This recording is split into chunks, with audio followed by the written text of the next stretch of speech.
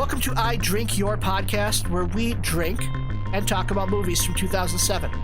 Can't stop what's coming. So, cool beans. Cool beans. Mixing his character and his real name. Okay. We have fun. How about a suicide pact? What are you trying to be, an Irish R&B singer? Oh, it's because he's 60 years old. 60 years old. The alcohol's working. We need water. I drink your podcast. I drink it up. Welcome back, everybody, to another episode of I Drink Your Podcast. This week, we are watching Harry Potter 5, Order of the Phoenix. But before we get started, everybody, just go ahead and leave us a rating and review, and let's get started. Joining me this week is Ben, Emily, and Wes. What are you guys drinking, Emily? I am drinking some butter beer. It's pretty amazing. I even have it in a nice, gigantic stein. Looks great. Now, what is the recipe for that?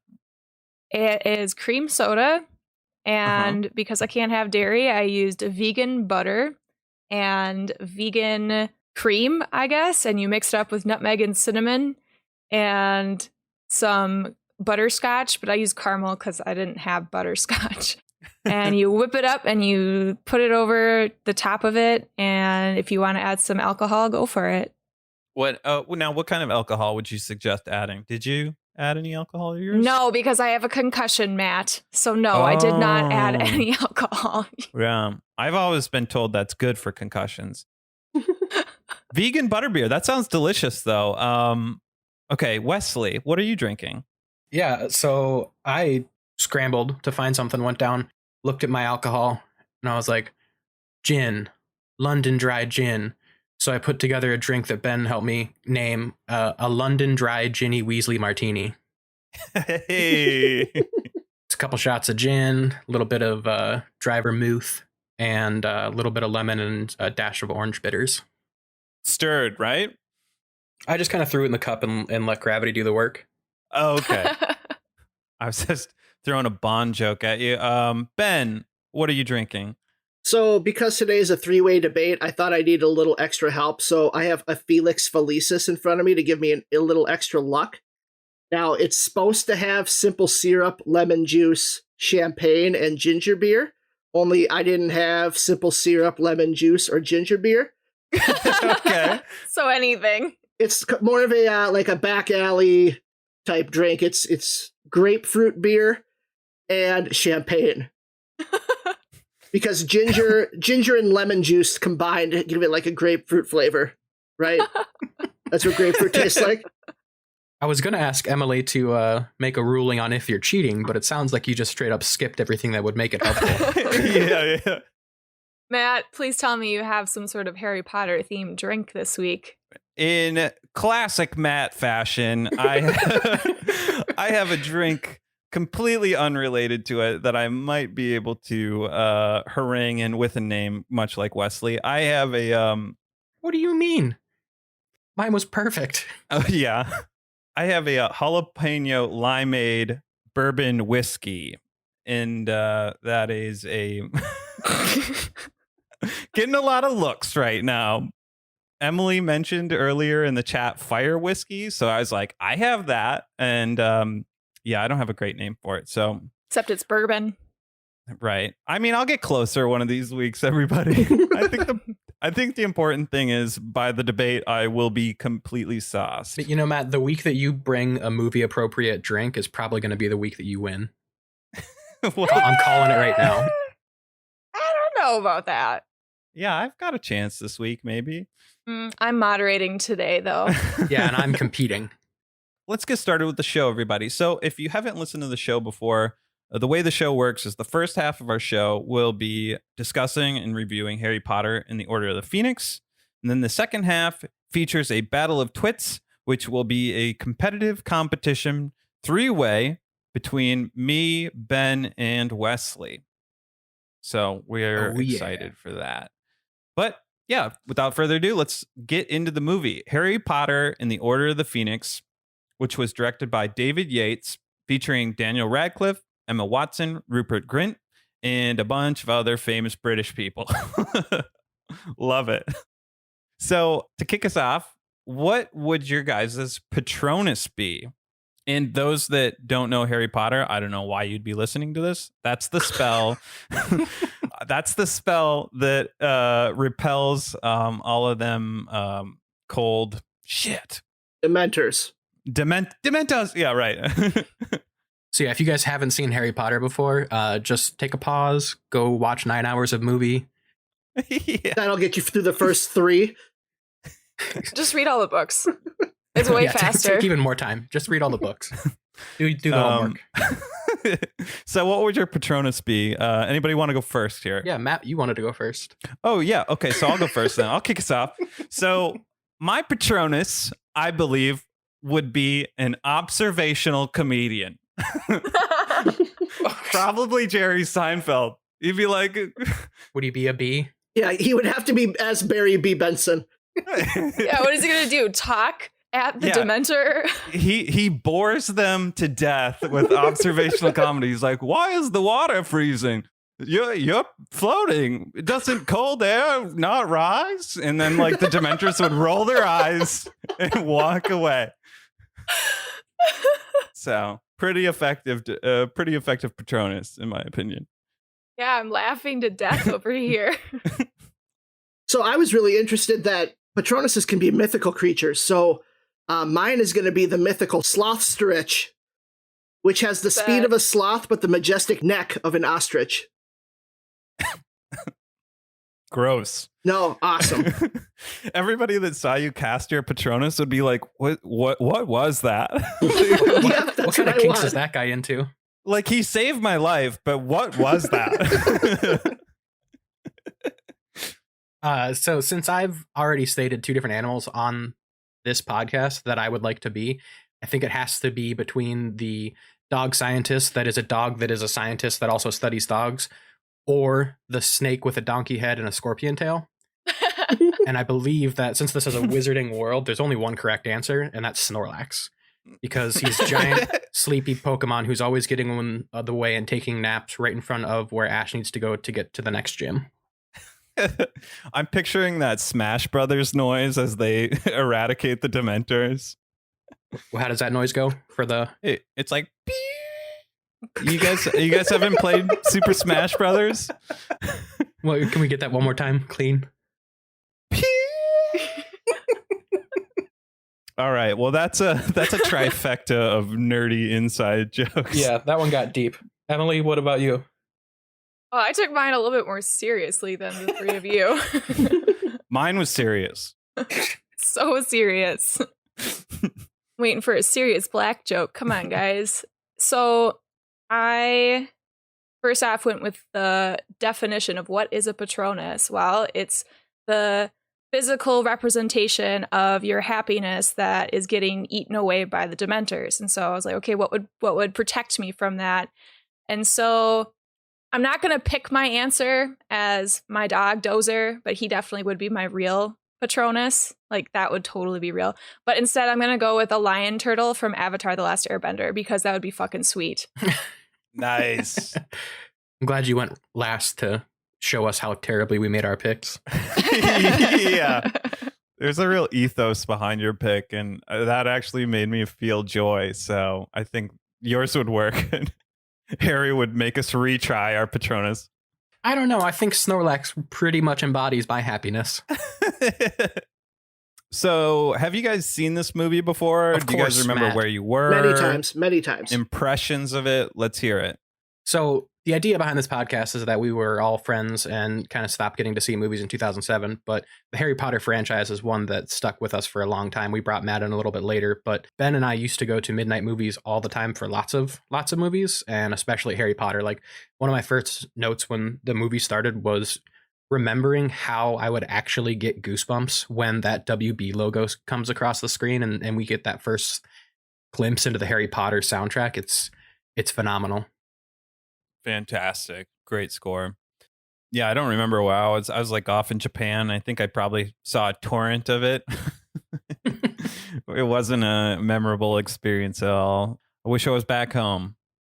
Yeah, I mean, like Wesley said, I definitely saw this with him, but this movie came out the same month as the seventh book, and that more occupied my Harry Potter thoughts at this time was hearing and seeing how the series was going to end. So I remember going to this, but this wasn't like the all-consuming movie event of my year. Like it was just another midnight movie for Wesley and I to go see. Right. I'm kind of in the same boat as you, Ben. I was very focused on the last Harry Potter book. You know, I was going into ninth grade, or I was in eighth grade or something. And every year in Duluth, we would have this huge party in the depot, which was like the train station, and in the basement every year that they would debut Harry Potter books. And so like people would dress up, and they had like the chemistry teacher do potions for all the kids, and there were explosions, and you got to meet this woman who actually had a bunch of owls with her. And then Harry Potter, who was an English teacher at my dad's school, she dressed up as Harry Potter, would come in on a train and hand you your book. And so that's really my memory. I don't like remember anything about the fifth movie. I remember going to see it and dressing up for the midnight premiere, but it was definitely not as memorable as all of the parties that we had. Wow. That's great. That's pretty intense. Heck yeah. So this movie starts out with Harry Potter using his Patronus charm to save his fat-ass cousin over the summer from a Dementor attack. Harry is prematurely expelled from Hogwarts, not the only premature thing in his life, and has to go to Wizarding Court. Thanks to Dumbledore, Harry is cleared of all charges and heads back to Hogwarts, an outcast for spreading rumors about Lord Voldemort's return.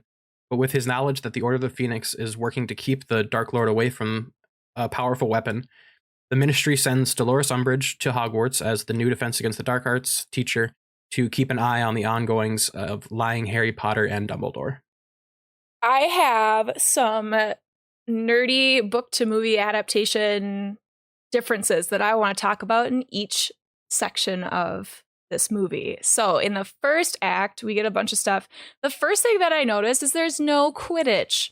And that really bothered me because this book was all about isolating Harry and making him feel alone and even from his friends. And so the fact that there was no Quidditch and then taking that Quidditch away from him and Dolores Umbridge like being this villain, like it wasn't in there. And yes, they added it to the sixth movie to have Ron have his moment of being the keeper. But, you know, that was the beginning of it.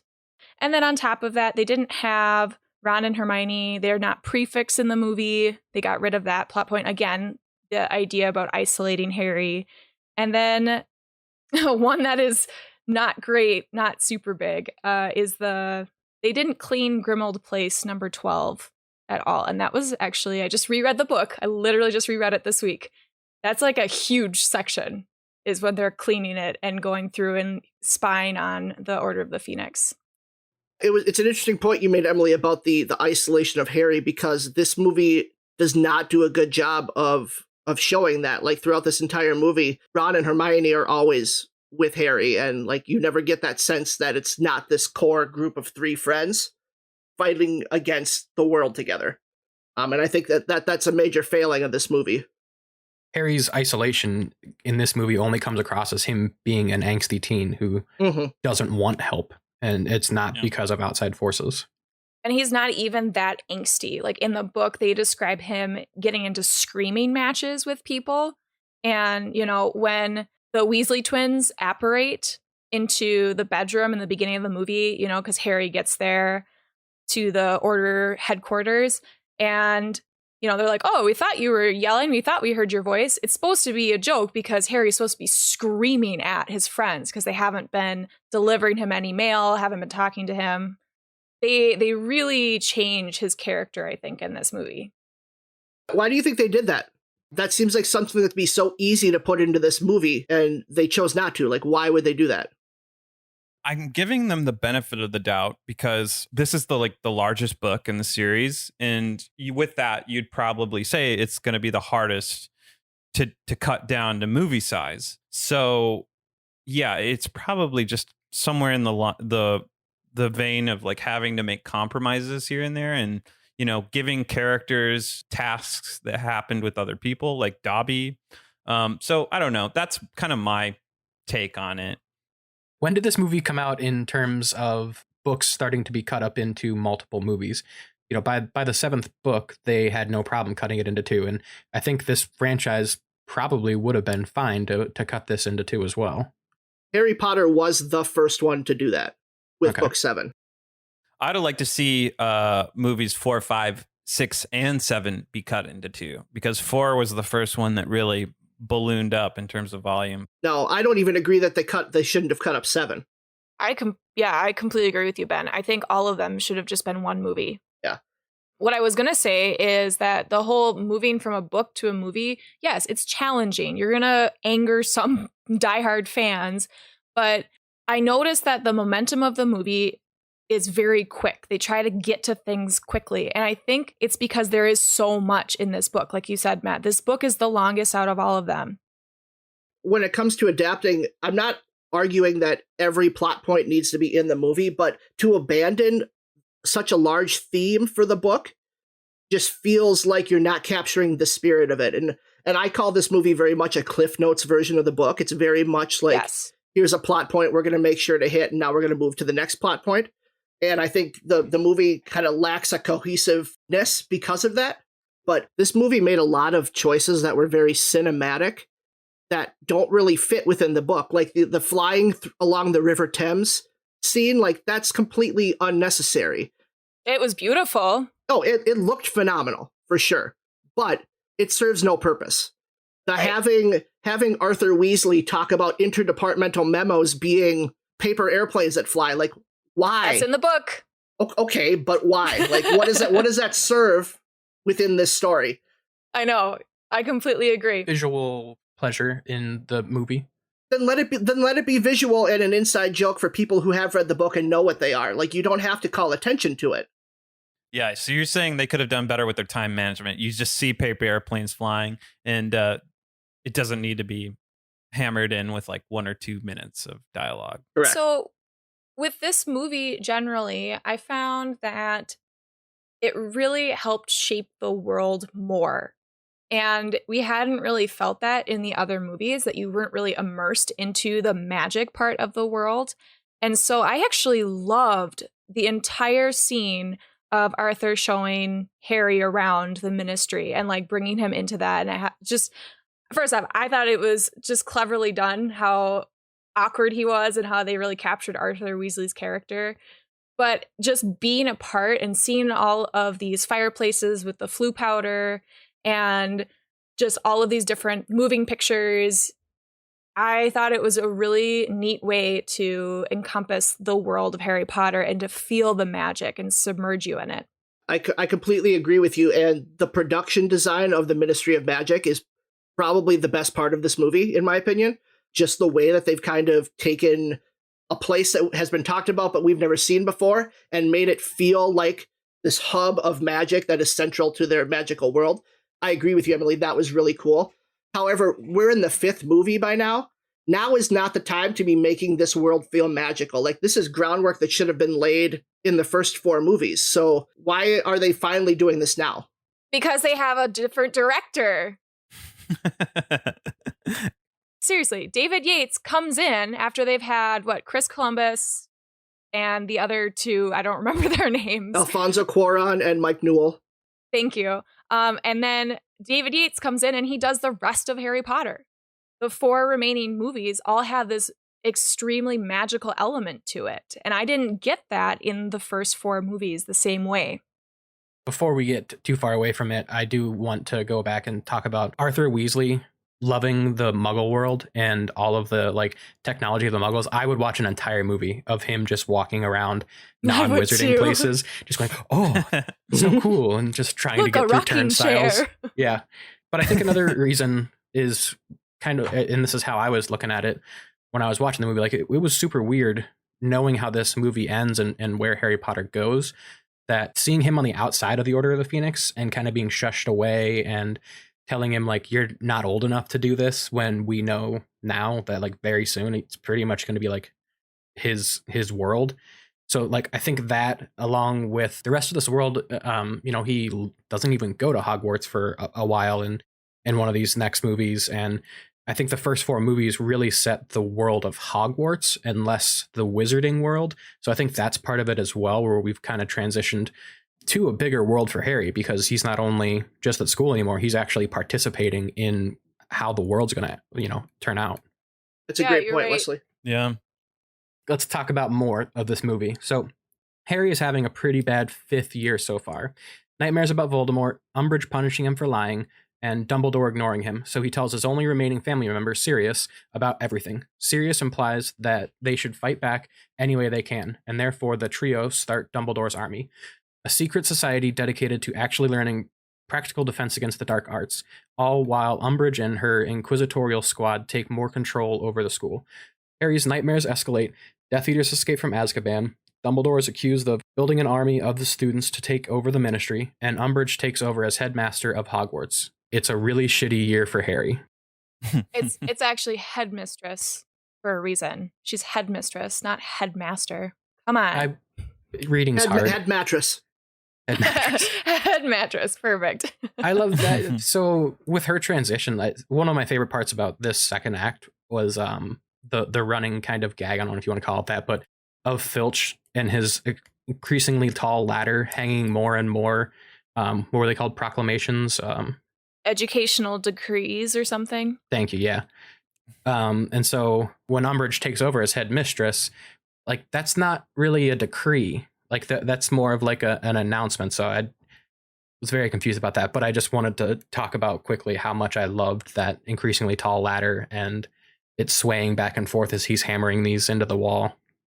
I liked how Filch like basically had de facto goons with the Slytherin students, like just like dedicated to like snitching and doing like all that. It felt like Nazi Germany, Well, I have a lot of differences, like a lot of them.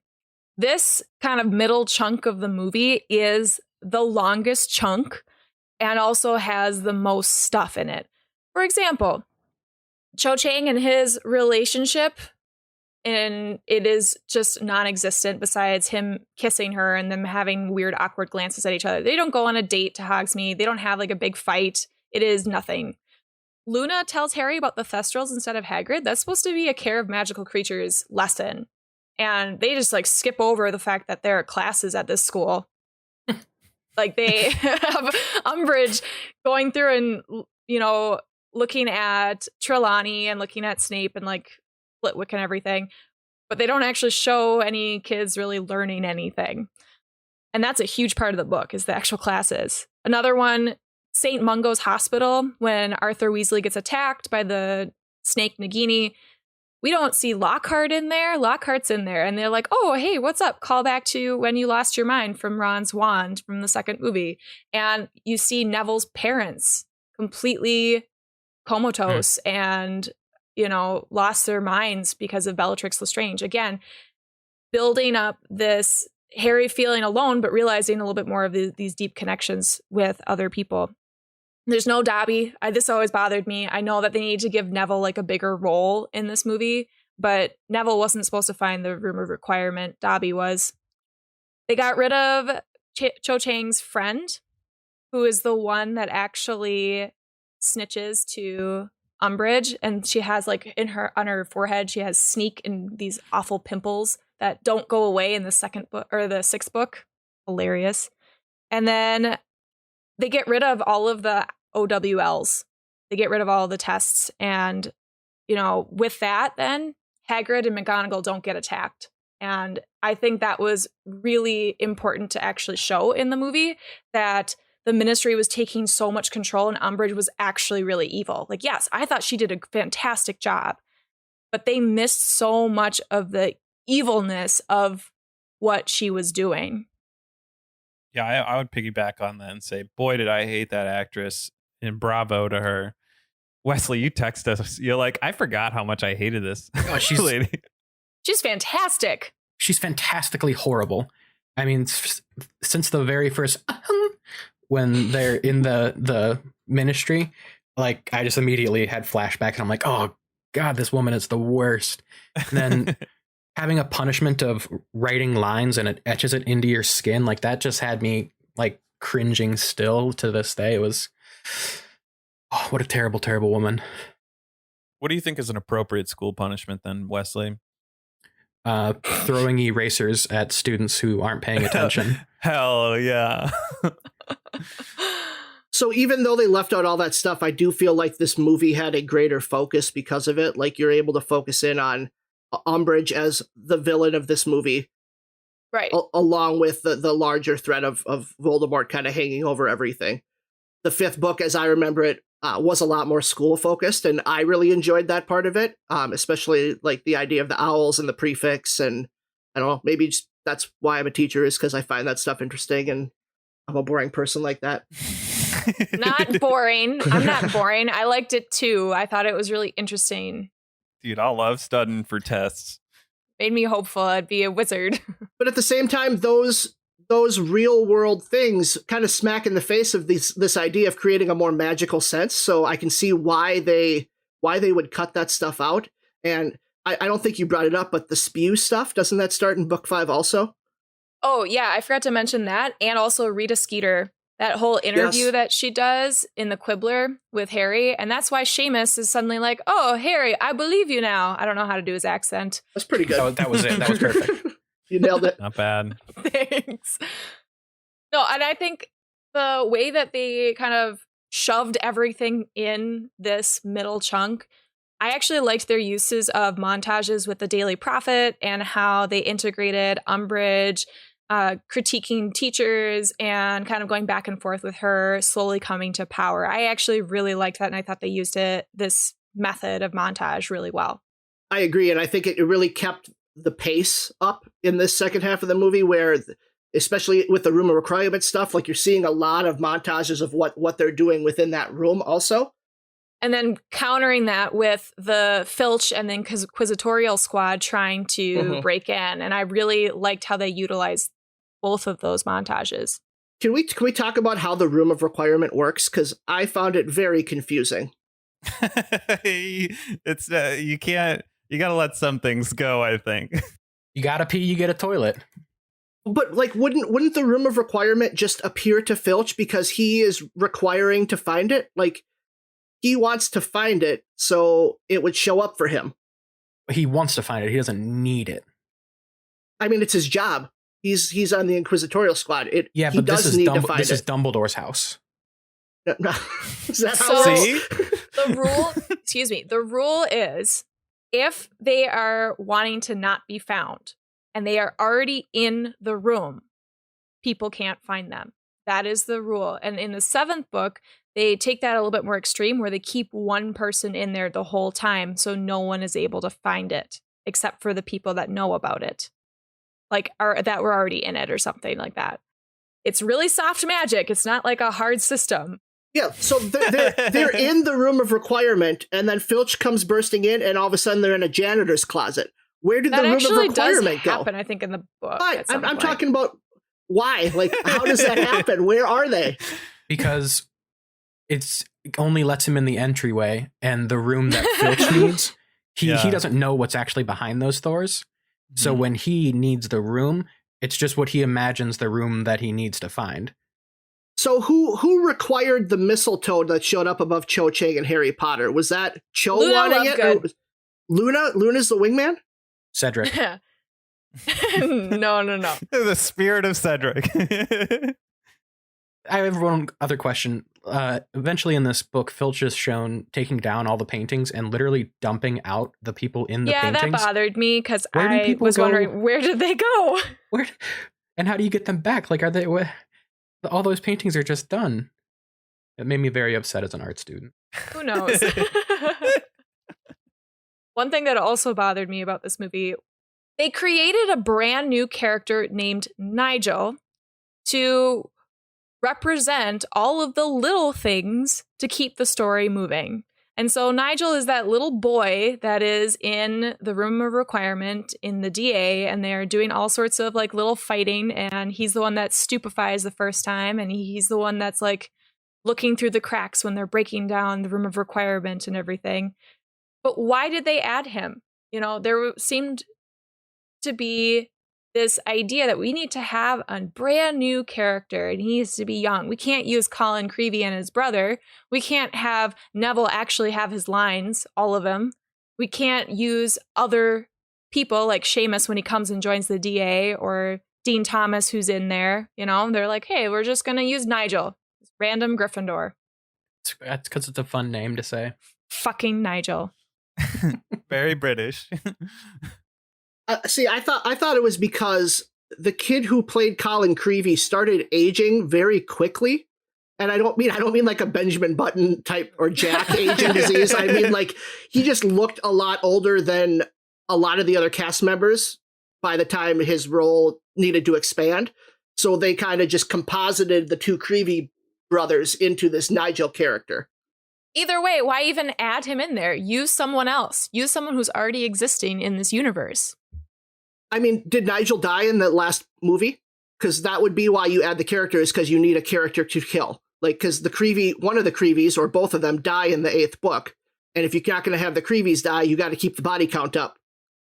I honestly don't remember. I've only seen it once.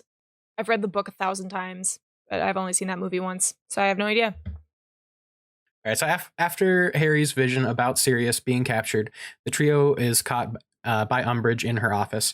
They escape, and along with Neville, Ginny, and Luna, take the Hogwarts Thestrals to London in order to save Sirius. Turns out Harry was tricked by Voldemort, and battle ensues. Fortunately, the Order of the Phoenix shows up in time to save them. Unfortunately, Sirius is killed by his cousin. Dumbledore and Voldemort duke it out. Fudge admits he's back, and Harry Potter gets to gloat, "I told you so." The end of this book. Guess who's back? Guess who's back? Guess who's back? Guess who's back? There's a lot I really like in this third act, especially the way that it looks. The prophecy room in particular, I love all the blue color and the blue lighting. Oh, so many colors. One thing that did bother me is the good wizards, when they kind of zip around the room, are white and the bad wizards are black. Like, wouldn't you just be able to tell who's good and bad by looking at how they zip? How they zig and zag? Yeah. Oh, yeah. I don't know. I guess. Does it matter? This is a children's movie, right? No. Yeah, I did like the way they portray that in the film, that room, because I remember reading that and kind of my imagination was really weak and I had like a smooth brain. So being able to see that in a movie, I was like, wow, this is actually pretty cool. And well, they also streamlined it. Here's a huge difference. The room in the Department of Mysteries is actually supposed to have a ton of doors, and that they struggle to actually find the room with all the prophecies in it. And so they're supposed to have like a room with a bunch of brains that actually attack Ron, and there are a bunch of other injuries that happen, and they didn't show any of them getting hurt. Like, I swear one of them almost breaks a leg or something, and a couple of them get knocked out completely. So it didn't really seem like the stakes were as high, but I do agree. I think that the visualization of it still looked amazing, even though they cut that stuff out. I really appreciated the pacing of the fighting. Maybe pacing's not the right word. No, I think it is. The editing, yeah. The editing and pacing. And more so with how it escalates, where it starts off with them as children running from people who have murdered and, you know, bringing down all of the prophecies in the world. I'm still confused about like that. Why? So what does that mean for the prophecies now that they're all just broken? But, you know, it starts off with them basically running and using some of the words that they yelled at each other in the Room of Requirement montages. And then once the Order of the Phoenix shows up, it actually the fighting kicks up like a noticeable amount, and it gets pretty cool pretty quick. And then they go to Voldemort and Dumbledore, who have just somehow two wizards fighting was more exciting than two armies clashing, and I really, really liked it. I always imagine thinking about, you know, how they were acting with each other. Just point your wand harder at them. Like, that's the direction. Yeah. Squint. I think the prophecy room is almost more of a hall of records, so I don't think that by destroying the prophecies anything goes away necessarily. Then why was it so important that they didn't drop the one that Harry had? Because now they can't hear it. Like, if you drop now that he's dropped the prophecy, Voldemort will never hear word for word what the prophecy is. Right. But what is That's that? why they The were book, after they it. explain that more. Another thing I wish they explained more was how Sirius Black died. Because Yes, he goes please into this walk me through veil, and I didn't understand from the way that the movie filmed it what that meant and why it was important that he kind of passed through that thing instead of just dying and crumbling to the ground. Well, they do that in the book too, and I didn't really understand it either. You know, that's one of the rooms that the kids find when they're trying to find the Hall of Prophecy. And so when they first find it, Luna and Harry are, again, the only ones that hear voices, you know, in the veil. And so my thought connecting to the Thestrals is like, oh, those must be the dead that they've seen die in front of them. I don't know. That was just my immediate thought when I was reading the books. And I think that because he was there, when Bellatrix kills him, that just kind of morphed into the veil. Again, soft magic system. But you're right, Wesley. The battle between Voldemort and Dumbledore was epic. And actually, when you look at that compared to the way that the 8th movie kind of does the final battle between Harry and Voldemort, it's kind of I was a little depressed and let down by that final battle, thinking it's going to be this big epic culmination.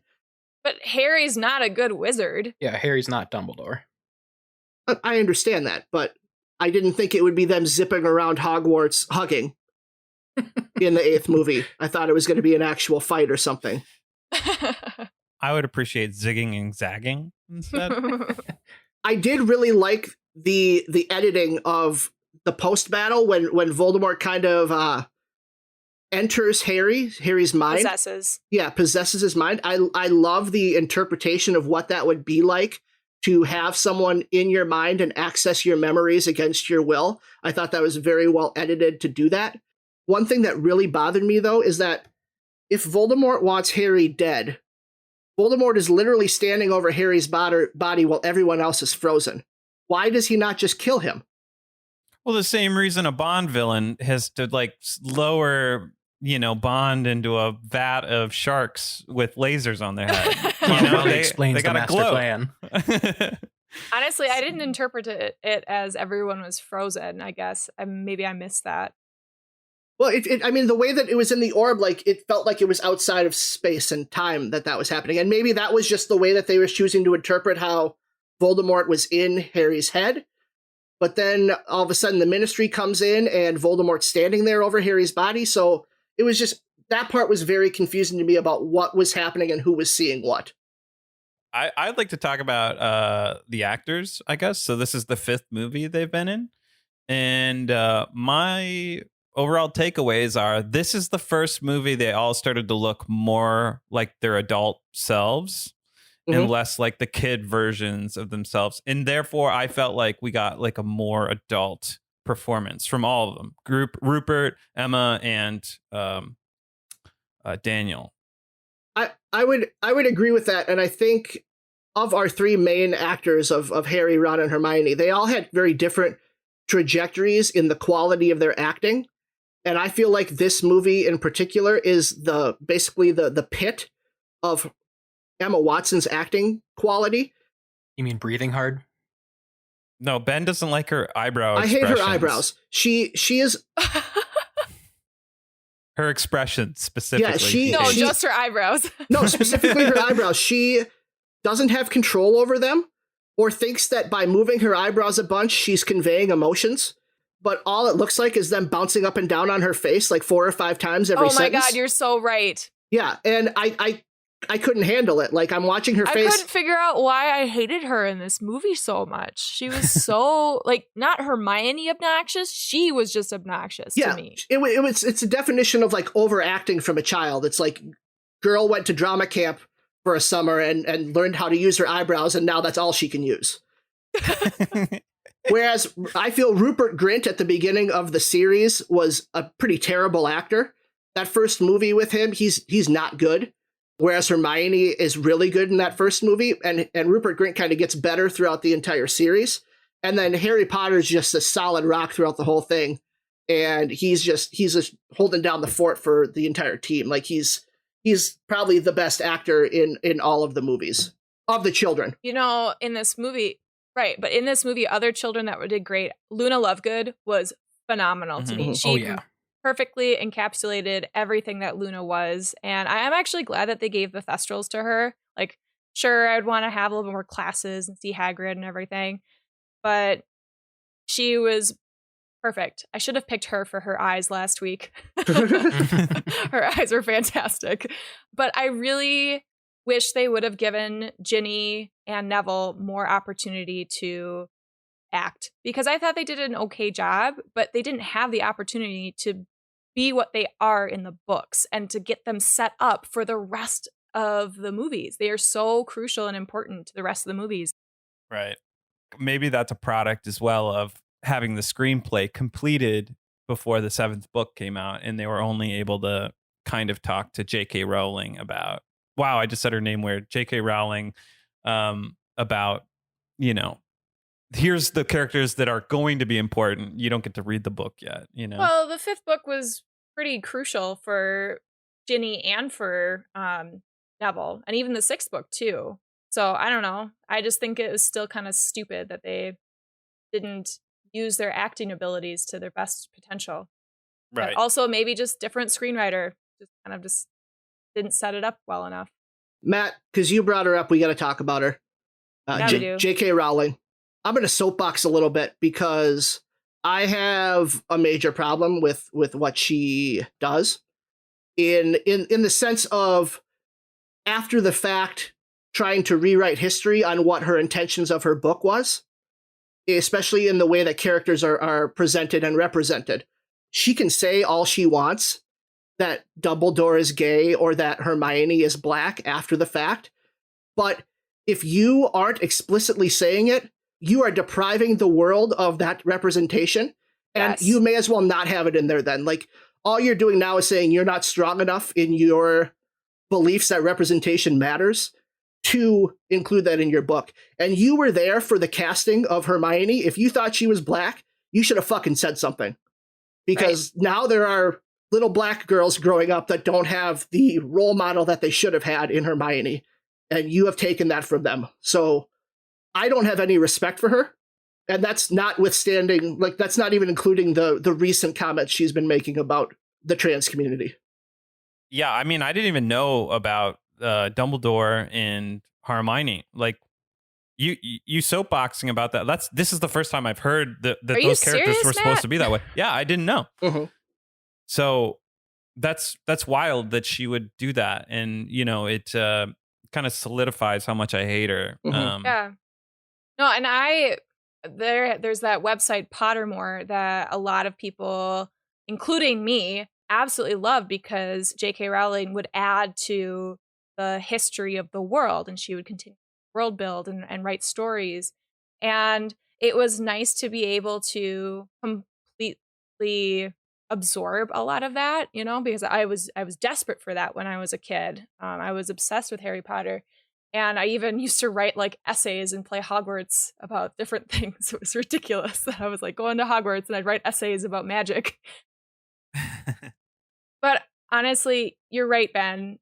You know, she can change all the shit that she wants, but fundamentally, she is not a good person. Yes, she created a wonderful world where so many people can go into that world and escape a little bit from the disaster of her own. But seeing her comments on the trans community, it is just appalling to me that she continues to try to be this outspoken individual for different rights, but doesn't think all rights matter. So maybe because I was a little bit less connected with the books and more connected with the movies, like, she's less intertwined in my head with Harry Potter than I think maybe you guys are feeling. So I was interested with the timing of her comments coming out and us watching this movie, and I kind of made sure to keep it in the back of my head, like, hey, do I feel any different about this because of that? And as you guys are talking about it, I just kind of came up with that attempt at logic as to why I enjoyed the movie, and it didn't seem to change necessarily how I felt about this movie while still completely disagreeing with who she is as a person. So did that change for you guys when you watch this now? yeah, I've always been able to try to separate art from the artist. And then it's easier for me on collaborative projects where there's all these different hands when it comes to like actors, actresses, lighting, grip, DP, director. It's like they're all coming together to make this art, and she just happens to be this executive producer. And I guess it helps that a lot of the actors and actresses that were in the film have come out against her statements. They've expressed gratitude for her launching their careers, but at the same time, they're like, I'm sorry if this has pained you in any way. Like, I'm supportive of the LGBT community, and I'm sorry if this colors Harry Potter in a negative way for you. But completely understood, especially if you've lived that world. So it's one of those things where it's like, I was able to separate this movie franchise with her. But if it was like a comedy thing, like say Bill Cosby and the allegations that have been made against him, I could no longer enjoy his stand-up anymore. I can't get into it without realizing how big of a hypocrite he is in everything that he's doing. Yeah, and Matt, I agree with you that the separating the art from the artist is always a difficult struggle for me. Another one that came out recently is the Chris D'Elia stuff about him preying on younger women and kind of using his standing as a comic to go after underage girls, or even Kevin Spacey or Mel Gibson or any of the other actors that you watch their works now with a different eye, knowing more about them personally. So I love Harry Potter. That hasn't changed because this woman is a piece of shit. Because it's more about what the art means to me than the person who created it. Well, just to piggyback on what you said, Chris D'Elia's art sucks, as well as his personality. So, why don't we hear some reviews of this movie? Emily, you want to go first? Of course. Lovely. The fifth Harry Potter is an excellent adaptation from book to film, focusing on submerging the viewer in the world of magic. However, it always seems to be in a rush to get to the end. They underutilize incredible actors, jump all over the place with their transitions, and ignore important nuances. But still, I do love me some Harry Potter. 7 out of 10 snogs with crying Cho Chang. She's crying, so Matt's all into her. Oh no. Crying God. snogs are a good rating, I guess. All right. I'll go next then. That's what they say in the movie. Like, bit of snogging will cheer her up. Mm-hmm. I just want to go on the record and say I'm sorry for my answer in which I said all women cry. Yeah, go watch Spider-Man 3 and then watch our episode. Listen. But Matt just has the emotional range of a teaspoon.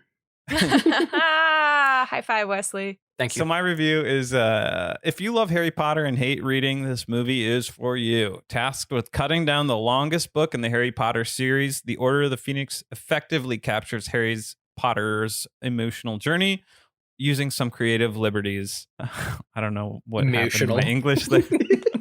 Easily one of the best films in the series, as this is the first film in which Daniel Radcliffe is hot. 7 out of 10 stars. And I'm going to stars, baby. I don't know why. Just do babies next time. 7 out of 10 babies. Yeah. I felt that the movie struggled to find a balance between the tyranny of Umbridge at Hogwarts and the greater threat of Voldemort, while also feeling like a Cliff Notes version of a story that was just much better. However, the production design, directorial, and editing choices did elevate the movie above the script, making for an interesting film to watch and a strong and essential entry into the Potter movie series. 3 Hermione eyebrow twitches out of 10. Because they're bad? Eyebrow twitches are bad, yes. So let's get this. You guys have all rated 7 out of 10. Yep. Yeah. Interesting. Ready for the combo breaker. It's a Harry Potter movie. It's in the middle of the story, and Harry and folks can do some stuff now, so that's cool. Finally get to see some pretty epic magic sparkle color fighting between a large group of people, so that's cool too. Some of the kids have grown up to be better actors, some went the other way, so that's kind of cool and not cool. So I gave this movie 5 out of 7 Harry Potter books. Okay.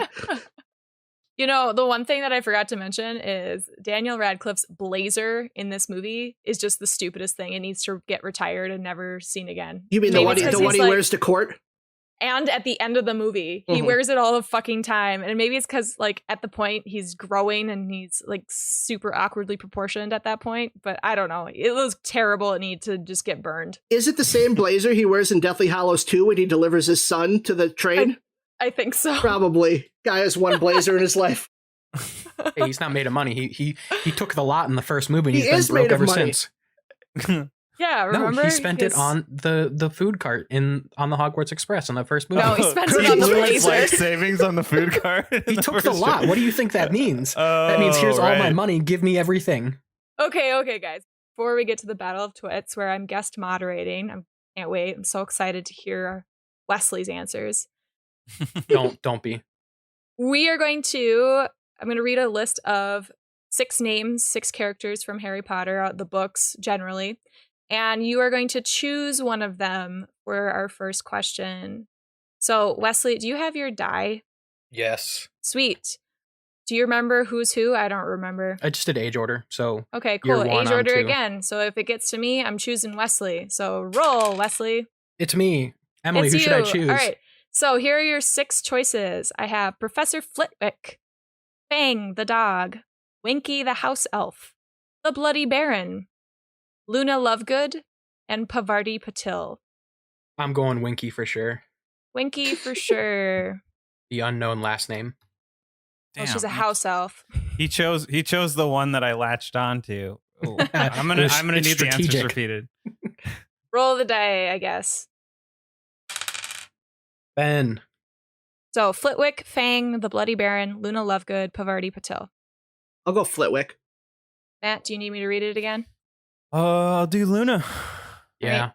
I got hung up on Winky. I didn't even hear you say Luna. Do you want to trade, Wes? No.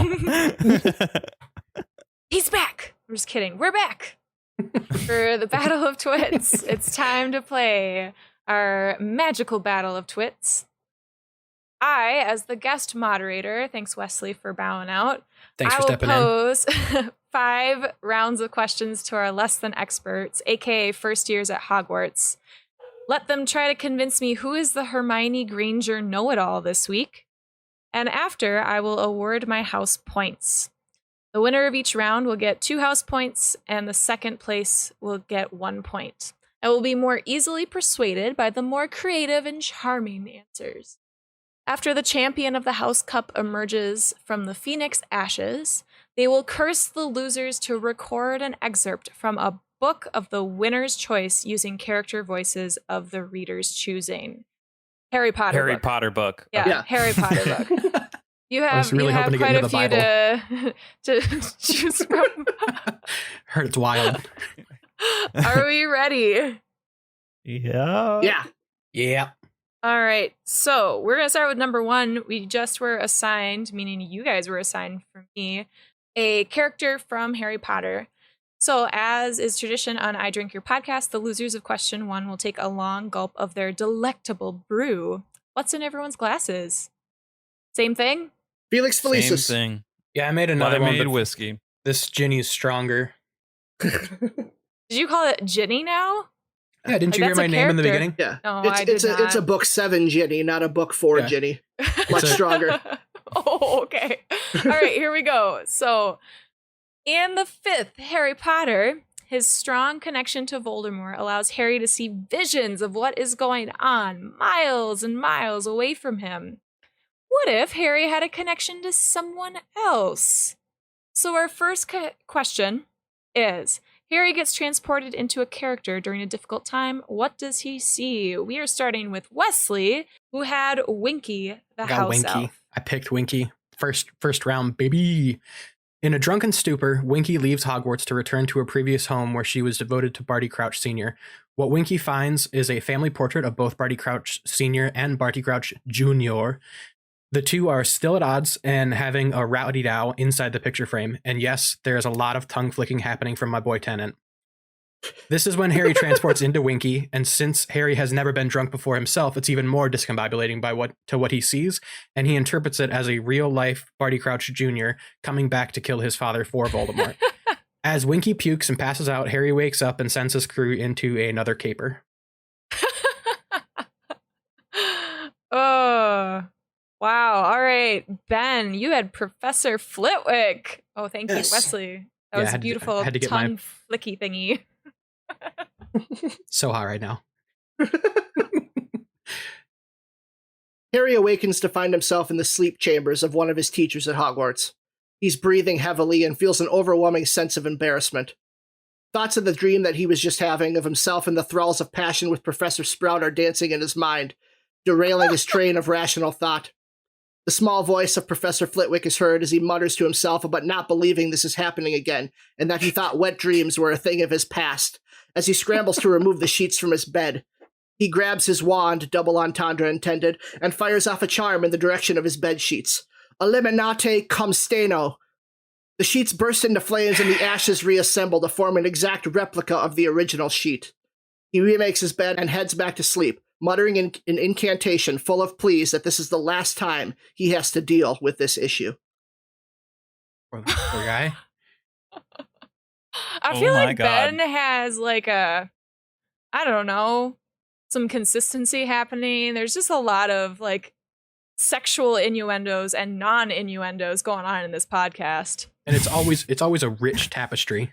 It is. And it's always Professor Sprout. I think I have a fetish. Yeah, isn't innuendo a little bit more subtle as well? Cum stain, eliminata. What was the spell? Eliminate cum steno. Oh, Yeah, Matt, my. you should learn that one. Yeah. Oh, wow. All right, Matt. Well, let's hear about Luna Lovegood. Yeah, let's hear about the third place answer. So Harry finds himself transported into Luna Lovegood, being made fun of where she's indifferent because she's seen her mom die and she's still got she still has this bubbly personality. Like nothing, just during this time, nothing bad happens to her at all. So it's just like a little inconvenience, little light teasing, and she's just going to be herself, baby. An earnest baby at the end of that answer. Matt, you earn no points. Oh, I was pulling for you. And may God have mercy on your Wow. soul. Like, I don't even know what to say to you, Matt, but listeners, you better struggled. tweet at him and get his slap him into gear or something. Like, what the hell fact was that there were that? no Nargles, so easy. I You don't just gotta look at Nargle. remember. I don't even remember what that is. All right, I am going to go on gut instinct here. Wes and Ben, you both had really awesome answers for your characters. Wes, I like how you started off with just kind of describing where Winky is first. And because I didn't think of doing that at all. And so I liked that you first on kind of gave me the view of it and then how Harry misinterpreted it, just like he did in the books. And so I thought that was a really creative piece of information. I also love the idea that Barty and Barty are like yelling at each other in the picture. That was really I just had funny. to get Tennant back in there. That's all. That was great. Ben, again, you're very eloquent with your words. You can just tell stories all the time. I liked it that Harry woke up and he's remembering all the things that were happening in the dream. Honestly, I'm going to score this for Wesley. He had he had more content that I was looking for. And I think, yes, you made it really funny and you made it really unique in the sense of compared to the three answers. But I felt that Wesley was going a little bit above and beyond and stretching himself a little further in his creativity. So I'm going to score this 2 points for Wes and 1 point for Ben. Came to play today, baby. Man, I need more liquid luck. All right. Yeah, you do. Matt, you better finish that bottle of whatever you're drinking. Maybe that'll help. Yeah, maybe. It won't. All right, here we go. Number 2. The second question is a new kind of question for our listeners. We are going to reboot Harry Potter draft style. If we honestly rebooted Harry Potter, I think it'd have to be a TV show, but whatever. Each magical twit will draft a cast of 5 actors, actresses, and the role they would play in the reboot. They can have been in Harry Potter before, but cannot be cast in the same role, obviously. So we are going to start with Matt, then go with Ben and Wesley. Tell me who you pick, who they are, and just a brief statement why. Okay, so I am going to go with Dumbledore, and it's going to be Sir Ian McKellen. And I just want to see Gandalf be Dumbledore. You know, he was actually originally considered for it, and he just didn't want to take over the role because of the previous actor.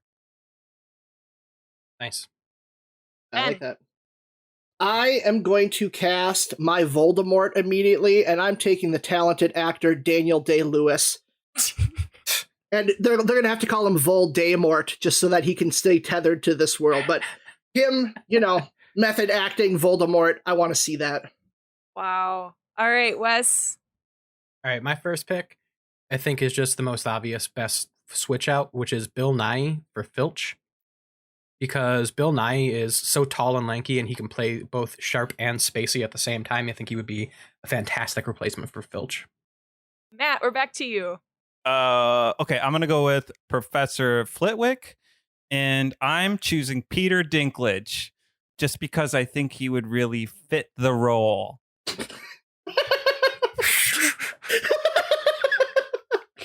This is why we shouldn't have Matt drink. All right, Ben. Okay, I need my Hagrid.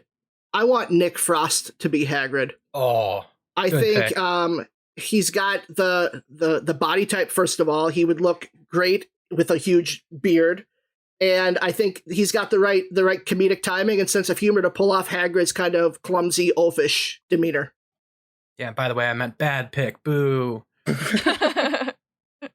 All right, for my next pick, I'm gonna go with Kelly Macdonald as Mcgonagall, because just every time I've seen her in any role, she always nails the roles for strong and determined characters, and I just love her accent. So I want more Scottish. I was gonna do Professor Snape, but I'm gonna cast my Hagrid now with Sean Connery. No, there goes my first one that was on my list. Not for Hagrid though. Because Hagrid, the actor that plays Hagrid, is also Scottish, and I just wanted to make sure my Hagrid stayed Scottish, and that the kids could learn from him. That is your only reasoning. Not even that Hagrid's hard to understand, so Sean Connery's perfect. All right, Ben. I think the role of Sirius Black is really important in these movies, so I cast James McAvoy as Sirius Black. I think he's got the body type to kind of pull off that I've just transformed from a dog look. and the acting ability to be like a caretaker and father figure to whoever Harry Potter is. Right, Wesley. It's a good answer, Ben, but I don't want that actor to be replaced. So for my third pick, I'm picking my Voldemort, and I'm going with Idris Elba, because he is undeniably badass and whip smart in everything he's in. Okay, so I went with one of the one-offs, so Professor Quirrell, and I wanted to cast that with a fun, well-known actor, Simon Pegg, and I feel like he'd be able to capture a lot of that comedy. Because there's a lot of comedy in Quirrell. The comedy of Quirrell. Yeah, he stutter. Yeah.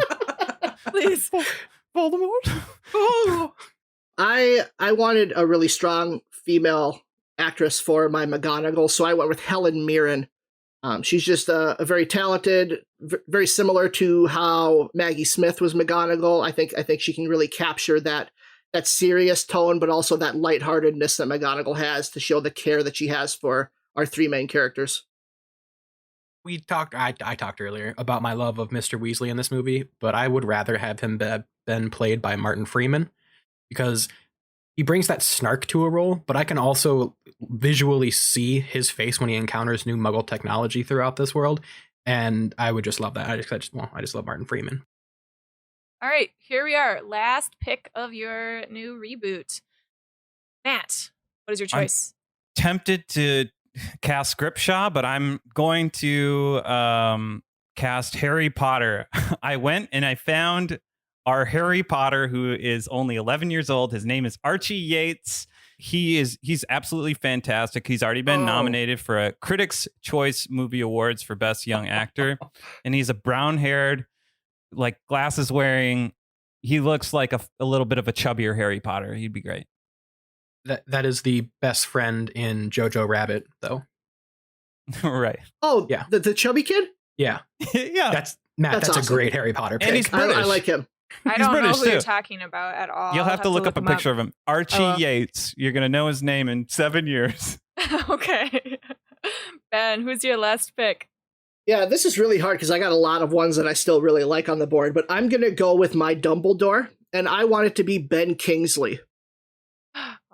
I think the idea of him with like a long beard, like how I pictured Dumbledore to be, like the one in the first Harry Potter, I think he could really pull it off. I think he's got the stately wisdom to be Dumbledore, but also the quiet nature to really capture the character.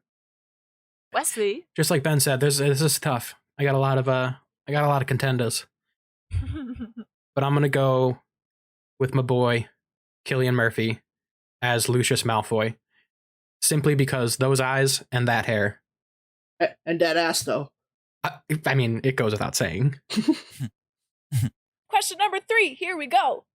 In the 6th book, we learn that ever since Tom Riddle attempted to get the Defense Against the Dark Arts job at Hogwarts, a new teacher has been in that position every year.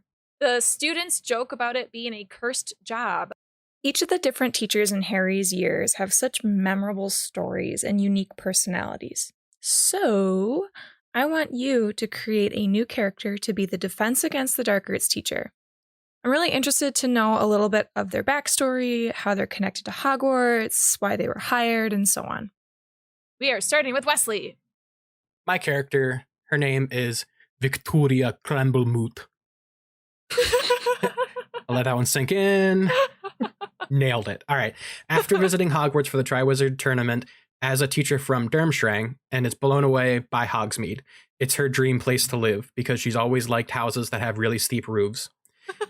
After Mad-Eye Moody's debacle, she applies to be transferred and accepts the role due to her fresh perspective on dark arts from Durmstrang's unknown location, but it's probably Bulgaria.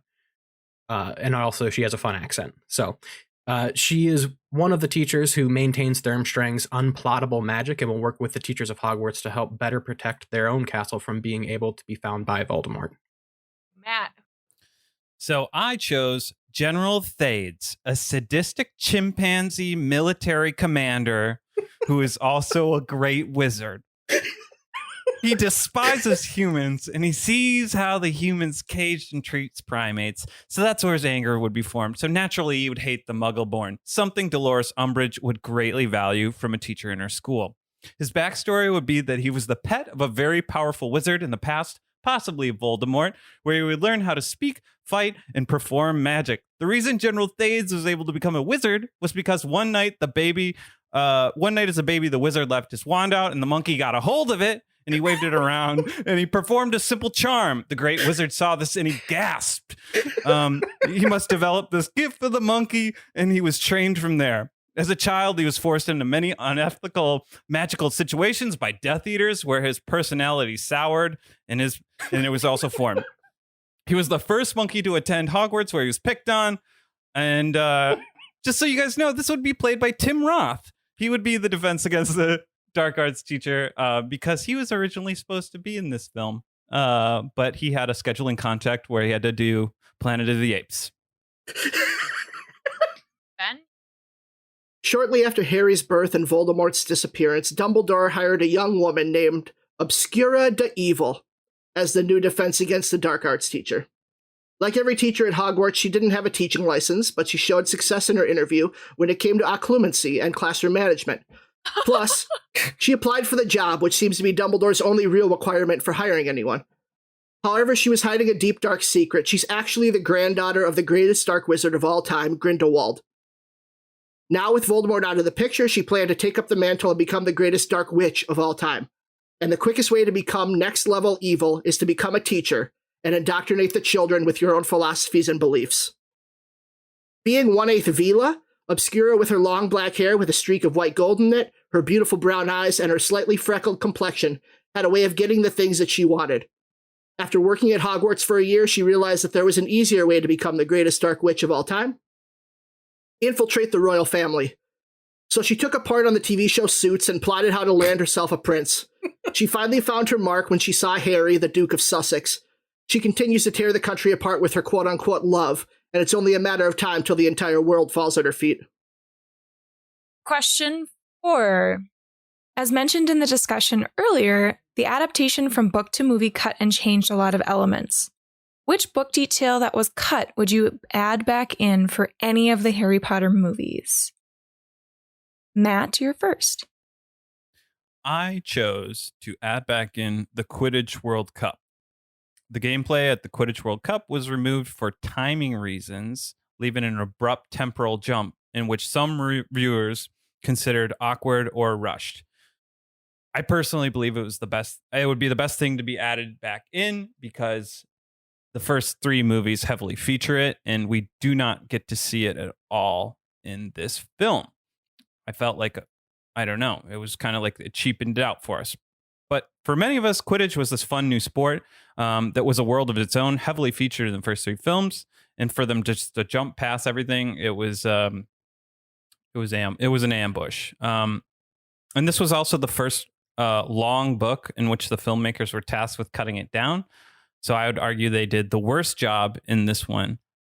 So I think it should be added back. And for me, I think that the Quidditch World Cup sets up Hermione's, Ron's, and Harry's relationship to Victor Crumb and the Triwizard Challenge much better, and it would have raised the stakes in the movie considerably.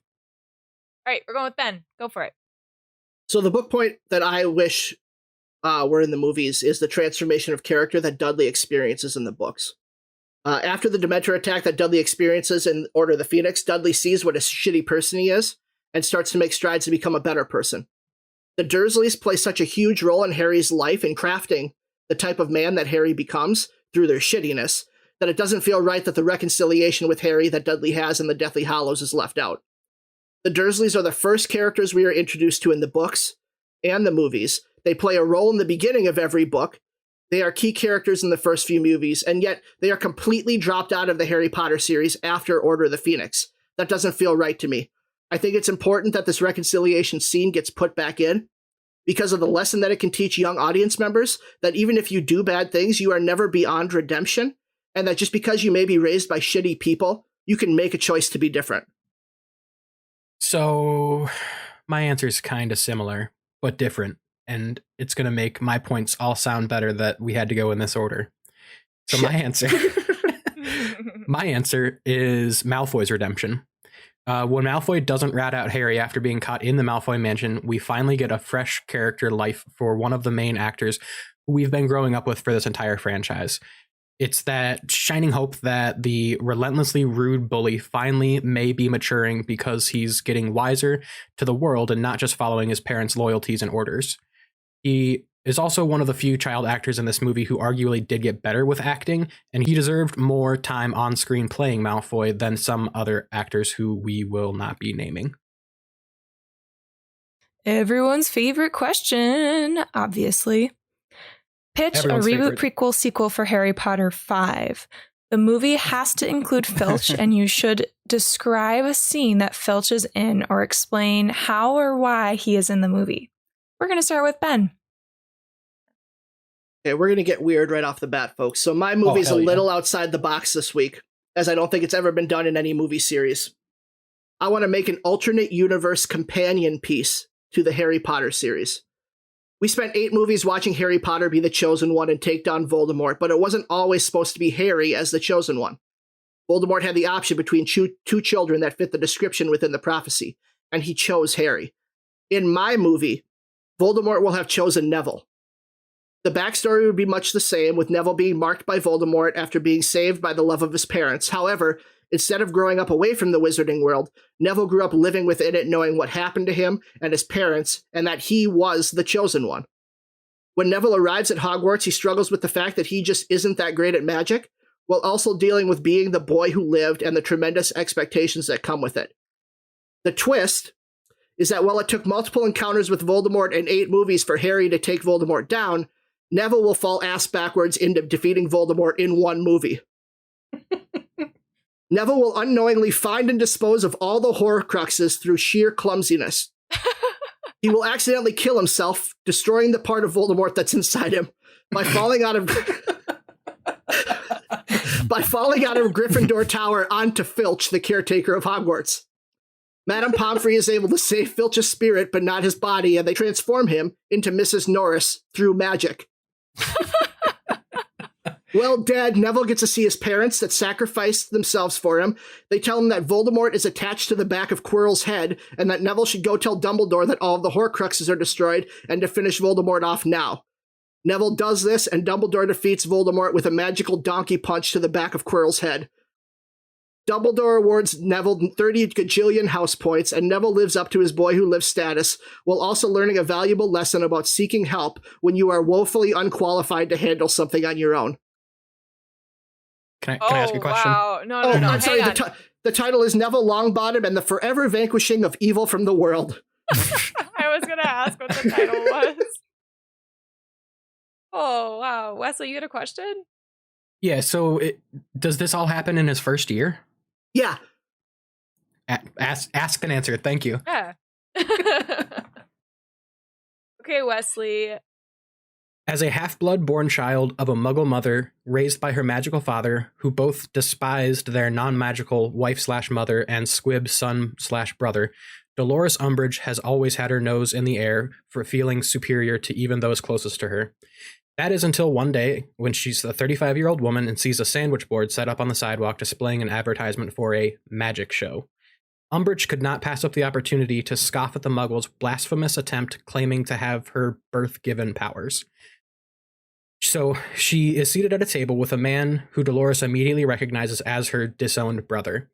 This is where we reveal the brother to be none other than a younger Filch, who immediately introduces himself without recognizing her back. As they talk, we learn that his memory was lost from anything in his first 20 years of life and woke up in an alleyway with a cat, which is why he's always so suspicious of everything. Hilarity ensues when Umbridge finally begins to show compassion and remorse for her brother, but upon telling her father that she found Filch, he is disgusted and removes the memory of Dolores' brother and mother from her mind so that she will never be tempted to feel compassion again. My movie is called The Not So Surprising Reason I'm a Dick, The Dolores Umbridge Tale. Okay, Matt. Wow us, please. So I chose to do a spin-off reboot, a standalone anthology film in the same vein as Solo or Rogue One are to Star Wars. The name of my film? Harry Potter's Day Off. Oh. The film starts at Hogwarts with Harry Potter waking up in the Gryffindor house, breaking the fourth wall, talking directly to camera about how he hates classes and ways for wizards to effectively fake illness and skip school. Now, I want to heavily feature Filch, and he would basically play the part of Principal Rooney. Oh my God. Who would be suspect to Harry Potter's ruse, and he would try to catch on to Harry Potter's shit at every turn, only to have terrible and magical things happen to him. Harry would then recruit a sick Ron, even though hypochondriac, to lure Hermione out of class for a much-needed day off. I mean, the kids are always sneaking down to Hagrid the groundskeeper anyway. Why not make a whole 90-minute comedy about it? It would help establish parts of the Harry Potter world that weren't captured in the books or the movies. You know, that part of the books that you would read where your imagination would run wild. This movie would scratch that itch. So this is just a pretty straightforward reboot remake of Ferris Bueller's Day Off, if you're stupid and you didn't catch that. And Filch would be the star as the antagonist who would shine through some fantastic physical comedy in my reboot, which if you rewatch, you'll notice that Principal Rooney was the star. And all of this would be dedicated to the great John Hughes. Harry Potter's Day Off. I love that. Wow. I am glad I have the week off. All right, guys. You know, I had a lot of fun going through your answers and picking through the best of the best. A reminder, who had 0 points for number 1? That's me. Oh, yeah. Good job, Matt. And Wesley, nice job on your 2 points. And Ben, your 1 point. So, number 2, you had a draft style of recasting a Harry Potter reboot. Now, going through, there was some overlap. And so it was interesting to go through and write down and compare what all of you were thinking. And that was really cool. But I don't really care about the overlap between the 3 of you. I want to really focus on the actors cast as the character and how well they fit within that character. Matt, Archie Yates would be a great Harry Potter. Ian McKellen, Dumbledore. Loved it. However, you completely lost me with the rest of your cast. Sean Connery as Hagrid? No, absolutely not. He would not be a good Hagrid. He would refuse that role, even if it got offered. He would laugh at it.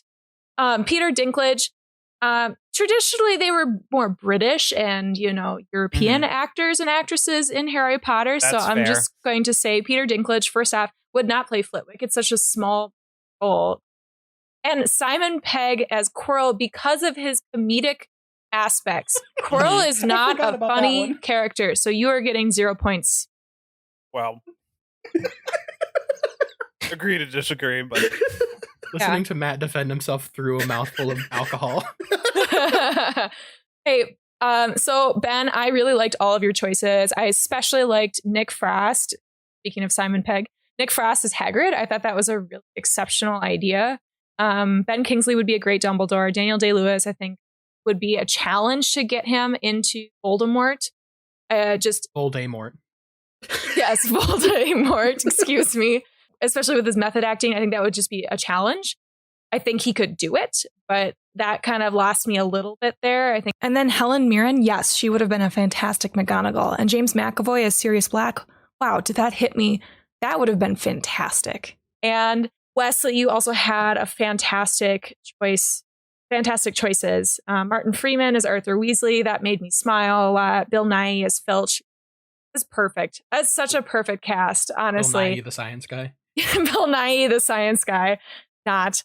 And Cillian Murphy as Lucius. I think that would be just kind of a cool choice, that one. But it really came down to giving that new blood a chance in Mcgonagall. Kelly Macdonald, I hadn't heard a lot about her, so I looked her up and I read a little bit about her. And Helen Mirren's had her chance. Like, yes, she would be a good McGonagall, but I think it'd be cool to see a fresh take of McGonagall. Idris Elba as Voldemort, I think that would be really creative. He's already done a lot of fantasy, and so with a very close call, Wes, you're going to take this with 2 points and Ben with 1. So, question 3 was about Defense Against the Dark Arts. You're Matt. That was terrible. I'm sorry. yeah, you're right. I could have chose a better name. General Thades was the wrong answer. You could have come up with anything better than that. It's a monkey, though.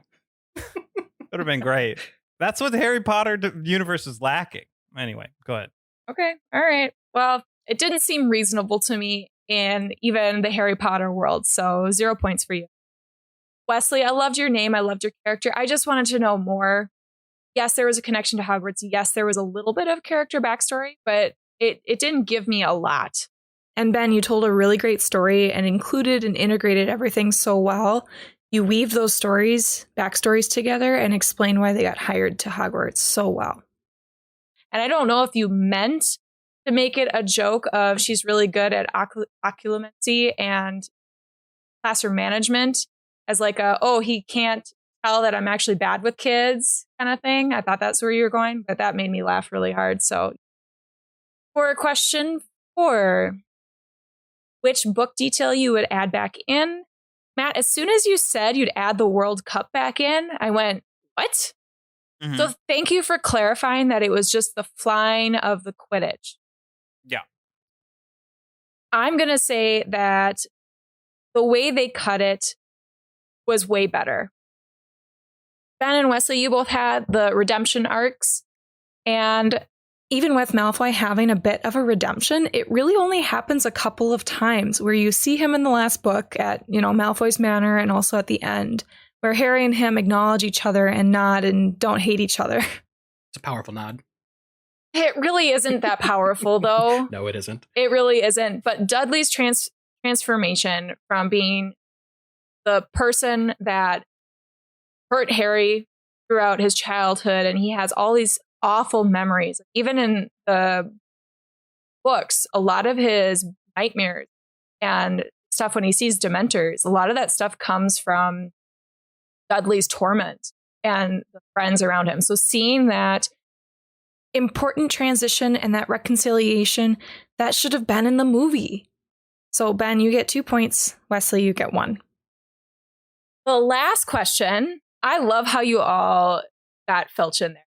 That was great. Ben throwing Neville off the tower and killing Filch, that was hilarious. Matt, I think you actually captured Filch's essence the best in your movie. I think you really did. With him being the lead in your movie, I thought that was the best. And Wesley, I also really liked how you had Filch be that connection to Umbridge. And, you know, it was a little creepy to me at first because Filch kind of loves Umbridge and has this infatuation with her and is obsessed with her. But then when you're like, oh yeah, the memories go away, I was like, oh, okay, that makes it a little bit better. Overall, Ben, you had the most creative. That's exactly something that I would want to see. I thought that you probably could have utilized Filch a little bit better instead of just a one-off. But I did like how you put his spirit into Mrs. Norris. Matt, yes, you kind of copied another movie tradition of doing that. Be a great movie. However, I think it really fits with this world. I think it would be great to see Harry having some time off. Now, the fourth wall breaking, I don't know if that's necessary to copy everything, but I still thought it was great. Wesley, I actually thought yours was the weakest. Like, yes, it had a lot of outside the box mentality, but it just didn't quite have the Wesley that I was looking for. I've never done this before. What were you expecting? Oh, I know you so well now. I'm just kidding. Okay. Gotcha. So Ben with 2 points, Matt with 1, and Wesley with 0. So our final score, Matt, you got 1 point. All he's ever wanted. Ooh. Good job. Didn't get shut out, baby. Wesley was 6 and Ben with 8. Congratulations, Ben. And Wes, way to go. Yeah, Thanks. good To showing. crush Matt. That was a fun one. And I will say it again. I do not envy being the judge here because I thought that those were some good answers. But yeah, I'd love to be the judge someday. Just any opportunity to not compete for me. We'll take that one off, Mike. Okay, so congratulations, Ben. Do we know what our punishments are for me and Wesley are? I'll have to sift through the books with Emily and pick out some excerpts for you to read. So we're going to be doing some reading and some voices. Yeah, if you guys like my pronunciation of Victoria Cramblemoot, you're in for a treat. So, yeah, look forward to that. And then, thanks for joining us this week. And next episode, we'll be watching Juno. So look forward to that. But thank you guys again for listening to the show, and have a good one. Gotta go buy some Sunny D. Ooh. Yeah. Hey, you want to give me some too? Oh yeah, home skillet. So let's go put like a bunch of Tic Tacs in a drink or something. All right. Bye. Bye.